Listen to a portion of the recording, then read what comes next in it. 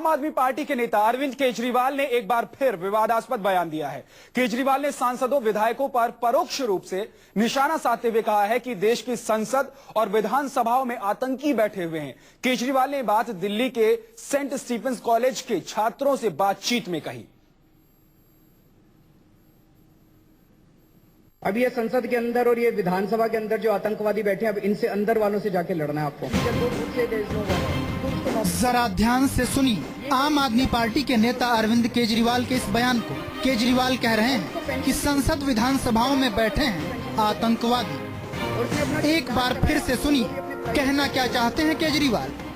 अब ये संसद के अंदर और ये विधानसभा के अंदर जो आतंकवादी बैठे हैं, अब इनसे अंदर वालों से जाके लड़ना है आपको। दरअसल दिल्ली के सेंट स्टीफेंस कॉलेज के छात्रों से मुखातिब केजरीवाल दिल्ली विधानसभा चुनाव में कैंट सीट से अपनी पार्टी के उम्मीदवार सुरेंद्र के संदर्भ में ये बात कह रहे हैं। केजरीवाल का आरोप है कि 26/11 आतंकी हमलों में आतंकियों से लोहा लेने वाले कमांडो सुरेंद्र को सरकार ने इस्तेमाल करने के बाद दूध की मक्खी की तरह बाहर निकाल फेंका। दिल्ली से कई सारे कमांडो गए थे हमारे देश को बचाने के लिए। उनको हेलीकॉप्टर से ताज होटल के ऊपर उतारा गया था। उनमें से 2 कमांडो की मौत हो गई। एक कमांडो सुरेंद्र था। उस कमांडो सुरेंद्र के पैर में गोली आके लगी।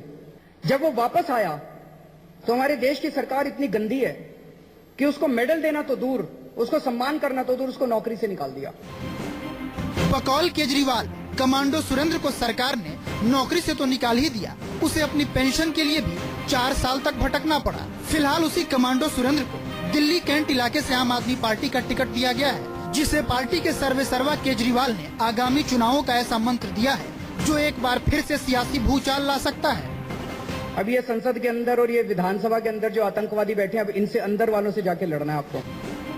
फिलहाल अरविंद केजरीवाल के इस बयान के बाद सबसे बड़ा सवाल ये कि क्या वाकई संसद में आतंकवादी बैठे हैं? क्या विधानसभाओं के लिए आतंकी भी चुने जाते हैं? क्या देश की जनता आतंकवादियों को वोट करती है? अब इन सवालों के जवाब तो केजरीवाल को देने ही होंगे। अगर वो अपनी पार्टी के एक उम्मीदवार को संसद और विधानसभाओं में बैठे आतंकवादियों से लोहा लेने की नसीहत दे रहे हैं, तो केजरीवाल को ये भी बताना होगा कि आखिर हमारी संसद और विधानसभाओं में बैठे आतंकवादी आखिर हैं कौन। वैसे पहला मौका नहीं है जब केजरीवाल ने सांसदों और विधायकों के खिलाफ ऐसी टिप्पणी की हो। इससे पहले भी वो सांसदों और विधायकों पर विवादास्पद बयान दे चुके हैं और इस बार भी केजरीवाल ने कुछ ऐसा कह दिया है जिस पर हंगामा मचना तय है। जब तक हम अच्छे लोगों को दिल्ली असेंबली के अंदर नहीं भेजेंगे, हमारे देश की महिलाएं कैसे सुरक्षित हो सकती हैं? How can the women feel safe? Because अगर आज वो लोग रेप के खिलाफ स्ट्रॉन्ग कानून पास कर देते हैं, many of this legislators will go to jail, many of this members of parliament will go to jail.